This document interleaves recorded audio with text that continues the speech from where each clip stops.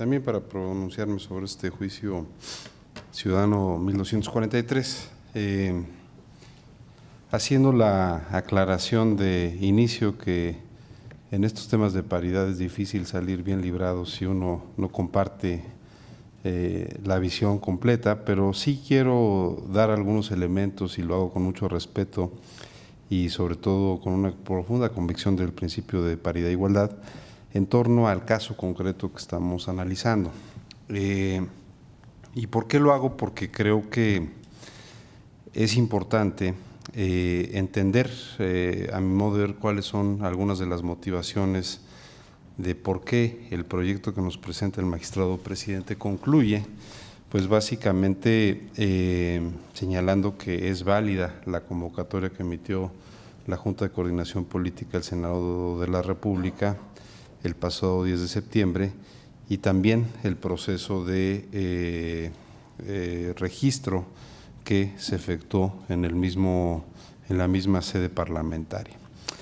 Y yo lo que creo es que es importante atender a qué se está aquí cuestionando y efectivamente ver dónde puede estar una posible afectación a un derecho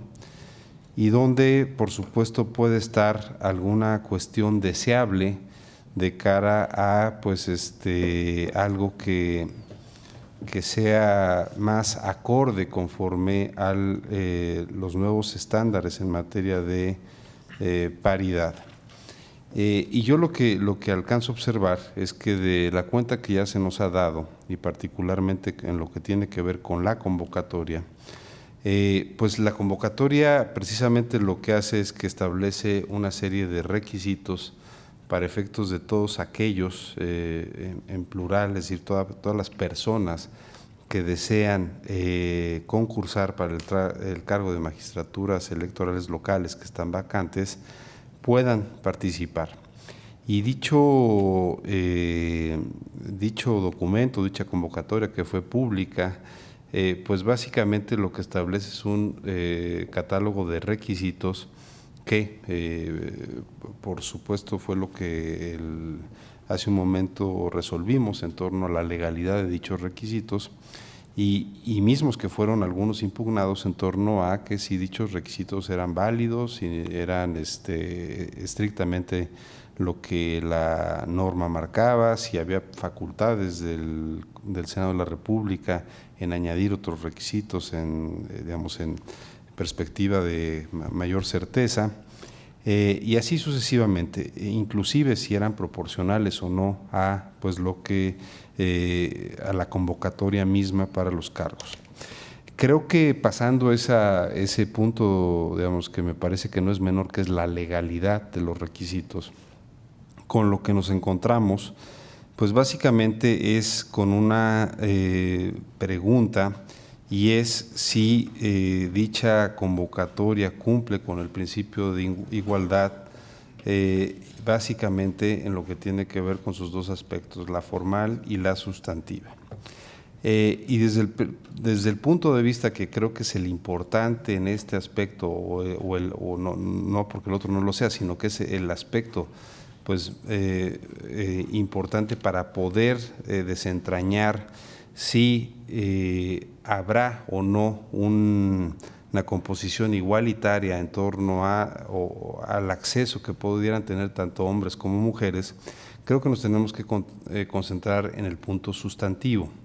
es decir, si existió algún impedimento que en el proceso de convocatoria hiciera que personas del sexo femenino, es decir, mujeres, estuvieran impedidas para participar en dicha convocatoria. Y desde mi perspectiva, hasta el momento, pues eso no ha ocurrido. ¿Por qué señalo el tiempo presente?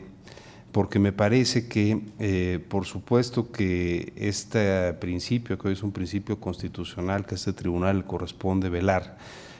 parte de afectaciones que se tienen que presentar Con lo cual, me parece que en el momento que hoy estamos, es decir, en el momento de selección, de entrevistas, del proceso parlamentario para poder llegar a la toma de decisión de quienes integrarán el Senado de la República, las magistraturas locales, no es posible desprender que haya una afectación sustantiva al derecho de paridad. ¿Por qué? Porque hasta el momento no tenemos casos concretos de mujeres que estén impedidas para participar o para poder ser nombradas como magistradas electorales locales. En ese sentido, a mi modo de ver, lo que estamos aquí es, por un lado, ante la convocatoria, y ahora toco el tema del lenguaje, pero la pregunta es si esa convocatoria afecta o no a que puedan participar y a que puedan ser seleccionadas mujeres de las que se fueron inscritas conforme al cumplimiento de requisitos. Y a mi modo de ver, no lo afecta. ¿Y por qué no lo afecta? Pues porque evidentemente quienes cumplen los requisitos, que son tanto de sexo femenino como masculino, pues están en un listado que es lo que está evaluando el Senado de la República. Dicho esto, no creo que digamos que también no debamos atender a uno de los aspectos que señala la magistrada Mónica Soto,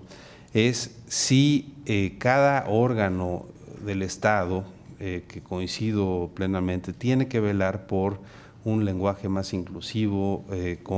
básicamente con una perspectiva de paridad. La pregunta es si a nosotros nos corresponde pues hacer o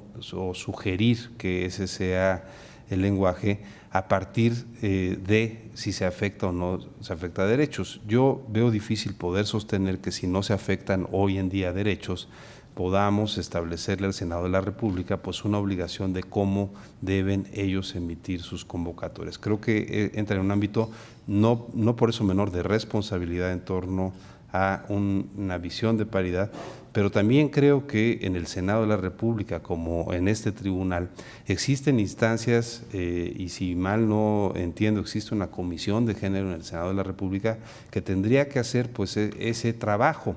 mismo que no es potestad nuestra, pues, y será en este tribunal donde se hagan ese tipo de peticiones o de recomendaciones para que todos los documentos vengan con un formato de inclusión de género. Bueno, esto respecto a lo que a mi modo de ver es que la propia convocatoria, desde un punto de vista pues digamos, efectivamente no dice el término magistradas y magistrados. Yo, como lo alcanzo a entender, es que está escrito sobre una base neutra, ¿no? Y aquí creo que es donde está la diferencia con mi querida amiga la magistrada Mónica Soto, en torno a que, a mi modo de ver, los términos neutros no son discriminatorios. Por supuesto que es deseable y es preferible que vengan las y los magistrados,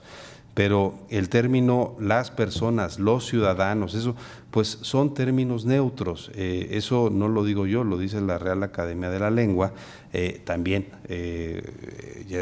o sea, conozco y nos ha citado la magistrada Soto varios de los elementos que tienen que ver con pues las normas convencionales y sobre todo la serie de instrumentos internacionales que también analizan de otra forma la perspectiva. Pero insisto, para tal caso, pues la propia Constitución en su artículo primero dice todas las personas, el artículo 35 de la Constitución que habla de los derechos políticos del ciudadano dice los ciudadanos. Entonces creo que en ese ámbito yo así lo entendería, que no está escrita la convocatoria con una mala fe de hacer que no participen mujeres, sino que está escrito con un término neutro que a lo mejor no es el más moderno y a lo mejor no es el deseable conforme a todos los instrumentos que tienen que ver con paridad. Dicho esto, me parece que insisto, lo que desde mi perspectiva hoy se puede generar, pues son simplemente pues yo no sé si sean inclusive recomendaciones, desde mi punto de vista no, porque como ya señalé, creo que es una potestad soberana de otro poder público, pues en qué términos quieren parafrasear eso, así como el constituyente parafraseó la Constitución. Es decir, creo que hasta el momento yo no logro ver dónde está el punto discriminador o digamos que relegue a la posibilidad de que las mujeres participen en esta convocatoria. Cosa distinta, y obviamente que no nos podemos pronunciar, es sobre el resultado de dicho proceso. ¿Por qué razón? Porque efectivamente, como este tribunal lo ha venido señalando, ahí sí ha habido una progresividad y una extensión en torno a la necesidad que tanto autoridades administrativas, digamos en materia electoral, como las jurisdiccionales, pues puedan estar, o deban estar incluidas mujeres y deban tener la posibilidad de competir y acceder en condiciones de igualdad, entendiendo que dicha representación es fundamental para un país igualitario y con perspectiva de género. Son por esas las razones que me parece que en el caso no logro ver esa afectación al principio de paridad, y es por esa razón que yo acompañaré el proyecto que se nos presenta. Muchas gracias.